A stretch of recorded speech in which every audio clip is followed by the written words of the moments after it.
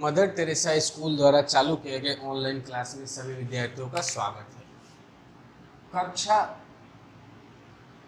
9th को मैं संस्कृत में आप लोगों को कारक के बारे में बता रहा हूँ।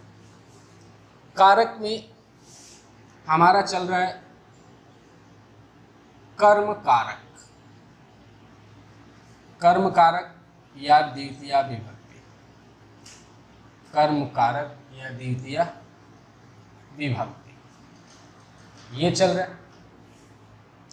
इससे पहले कुछ मूल शब्द आते हैं जिनके योग में हमेशा द्वितीय विभक्ति का प्रयोग होता है, वो बताया था। आज ध्यान से देखिए, दिया हुआ अधि उपसर्ग पूर्वक सिंह अस्था आस धातु नाम प्रयोगे ऐसा नाम आधार से कर्म संज्ञा भवति कर्मणि च द्वितीय विभक्ति भवति।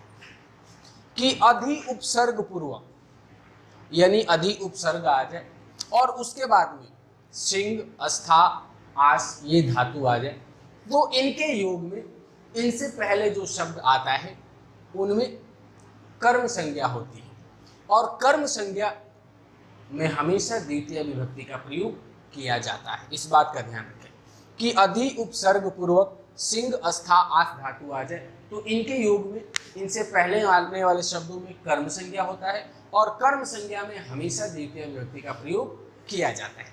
जैसे उदाहरण दिया हुआ नंबर 1, सुरेश संयाम अधिशेते। अब संयाम के नीचे अंडरलाइन दिया हुआ है, यहाँ दिया हुआ अधिशेते, तो यहाँ देखिए अधि उपसर्ग पूर्वक सिंह धातु आ गया। सेते क्या है? सिंह धातु है, तो अधि पहले उपसर्ग आ गया, उसके बाद में सिंह धातु आ गया। यानी सुरेश संयाम यानी सैया के ऊपर सो रहा है या सोता है, तो सुरेश संयाम से पहले अधि उपसर्ग पूर्वक सिंह धातु आ गया, तो यहां विभक्ति क्या हो जाएगा? विभक्ति क्या हो जाएगा? विभक्ति हो जाएगा अपना द्वितीय। क्यों द्वितीय होगा? द्वितीय होने का कारण क्योंकि यहाँ पे इस शब्द में शब्द के बाद में अधि उपसर्ग पूर्वक सिंह धातु आ रही है। अधि उपसर्ग पूर्वक सिंह धातु आ जाए तो उसके योग में द्वितीय विभक्ति का प्रयोग होता है। अब कारण यही बताना पड़ेगा, हमें कारण बताना पड़ेगा कि यहाँ द्वितीय विभक्ति क्यों आया, इसका कारण बताओ। तो लिखेंगे अत्र अधि उपसर्ग पूर्वक, अधि उपसर्ग पूर्वक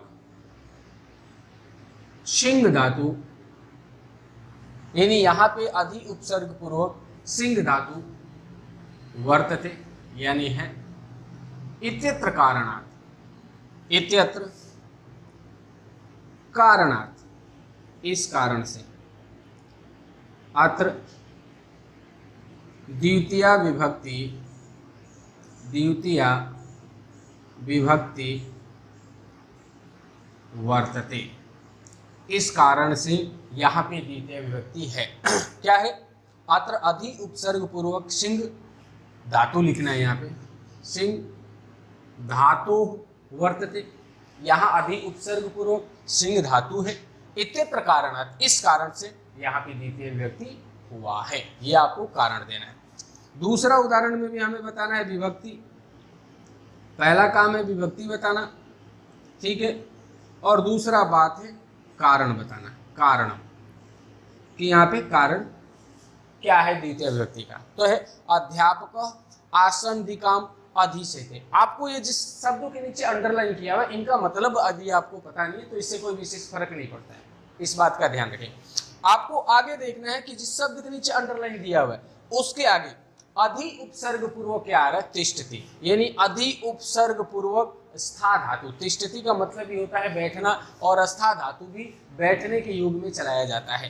तो ये धातु क्या हो गया? स्था धातु। लिखा जाता है स्था धातु लेकिन चलता है तिष्ठति से, ठीक है।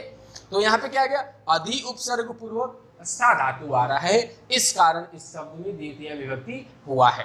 तो यहाँ लिख देंगे विभक्ति में द्वितीय। क्या लिख देंगे? द्वितीय। अब कारण लिखना है तो लिखेंगे अत्र, यानी यहाँ अधि उपसर्ग पूर्वक, अधि उपसर्ग पूर्वकम पूर्वकम स्था धातु स्था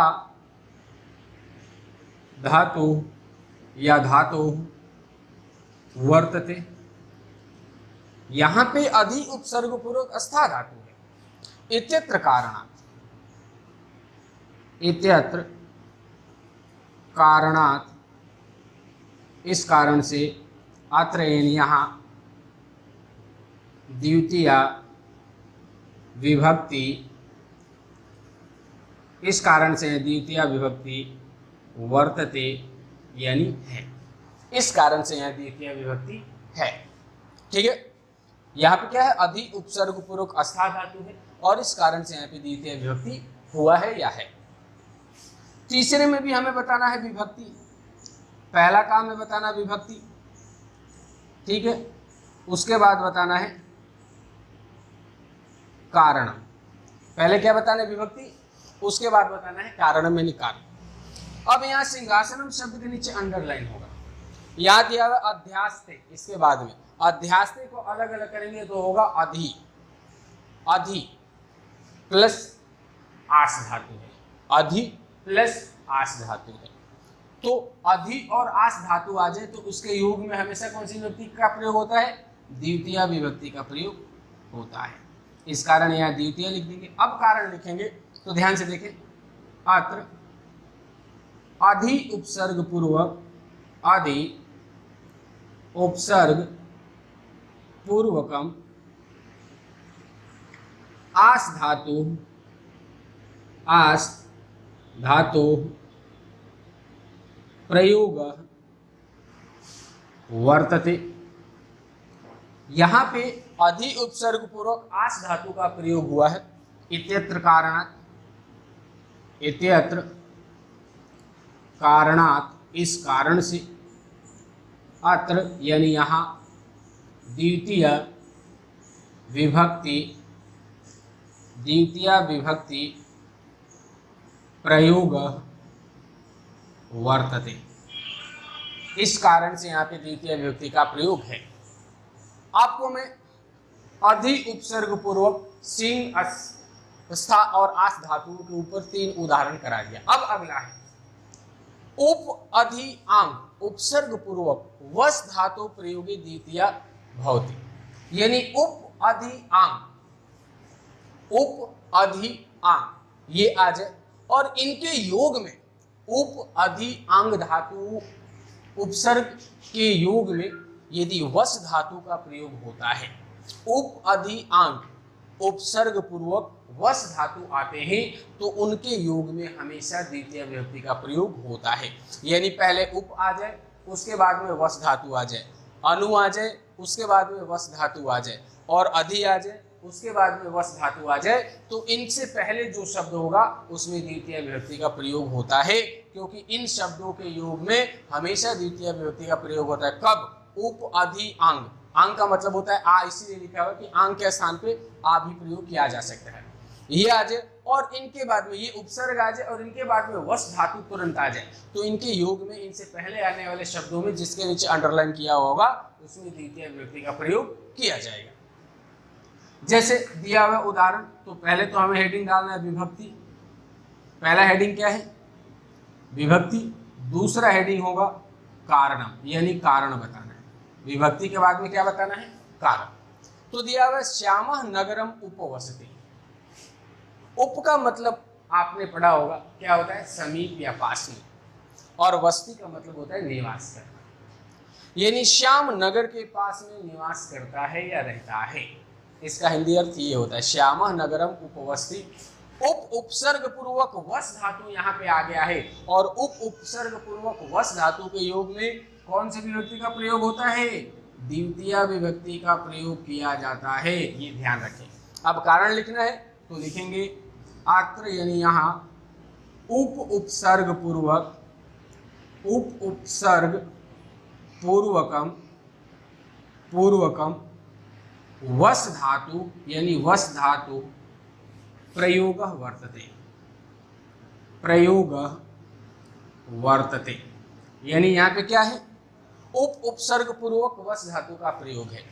इत्यत्र कारणात्, इत्यत्र कारणात्, इस कारण से, अत्र यानी यहाँ, द्वितीय विभक्ति प्रयोग वर्तते, द्वितीय विभक्ति प्रयोग वर्तते।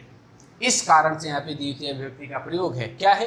अत्र उपसर्ग पूर्वक वस धातु प्रयोग वर्तते, यानी यहाँ पे उपसर्ग पूर्वक वस धातु का प्रयोग हुआ है, इस कारण से यहाँ पे द्वितीय विभक्ति है।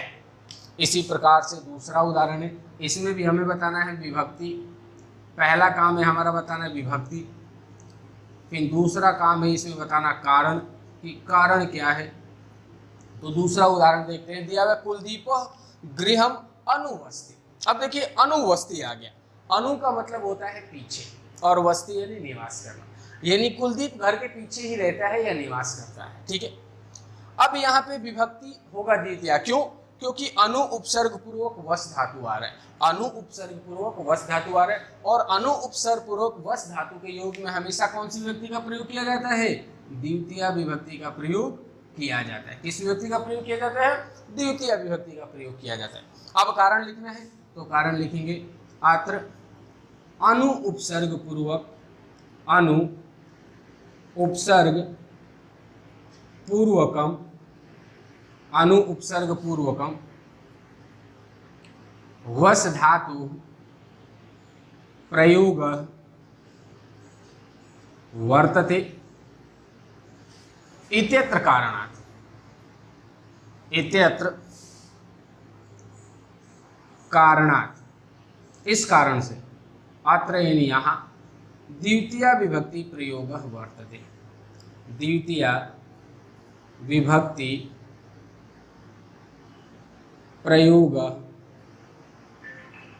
वर्तते, यानी यहाँ पे अनु उपसर्ग पूर्वक वस धातु का प्रयोग हुआ है, इस कारण से यहाँ पे द्वितीय विभक्ति का प्रयोग हुआ है। नंबर 3, सुरेश जयपुरम अधिवस्ति। अधि उपसर्ग पूर्वक वस धातु आ रहा है, और अधिवस्ति का मतलब होता है वहीं निवास करना, अधिवस्ति का मतलब होता है वहीं निवास करना। जैसे सुरेश जयपुरम अधिवस्ति, यानी सुरेश जयपुर में ही क्या करता है? रहता है। इसका हिंदी अर्थ क्या हो जाएगा? सुरेश जयपुर में ही रहता है। अब जयपुरम शब्द में द्वितीय विभक्ति क्यों है? क्योंकि इसके बाद में अधि उपसर्ग पूर्वक वस धातु आ रहा है, और अधि उपसर्ग पूर्वक वस धातु आ जाएगा तो इनके योग में हमेशा द्वितीय विभक्ति का प्रयोग होता है। तो यहाँ विभक्ति लिखोगे, हेडिंग डालोगे विभक्ति, विभक्ति में क्या आ जाएगा? द्वितीय। विभक्ति में क्या आ जाएगा? द्वितीय। अब उसके बाद बताना है कारण। क्या बताना है? कारण, यानी कारण बताना है। कारण में वही लिख दोगे, अत्र यानी यहाँ अधि उपसर्ग पूर्वक, अधि उपसर्ग पूर्वकम, अधि उपसर्ग पूर्वकम वस धातु प्रयोग वर्तते, यानी यहाँ अधि उपसर्ग पूर्वक वस धातु का प्रयोग है। इत्यत्र कारणात्, इस कारण से, इत्यत्र कारणात्, इस कारण से, अत्र द्वितीय विभक्ति प्रयोग वर्तते, द्वितीय विभक्ति प्रयोग वर्तते, इस कारण से यहाँ पे द्वितीय विभक्ति का प्रयोग है। इस प्रकार से आज मैं आप लोगों को 2 बात कारक के द्वितीय विभक्ति बताया कि अधि उपसर्ग पूर्वक सिंह अस्था आस धातु के योग में द्वितीय विभक्ति का प्रयोग होता है, और दूसरा उप अधि आंग उपसर्ग पूर्वक वस धातु आ जाए तो इनके योग में द्वितीय विभक्ति का प्रयोग होता है। आज के लिए इतना ही, इनको पढ़िए समझिए। धन्यवाद।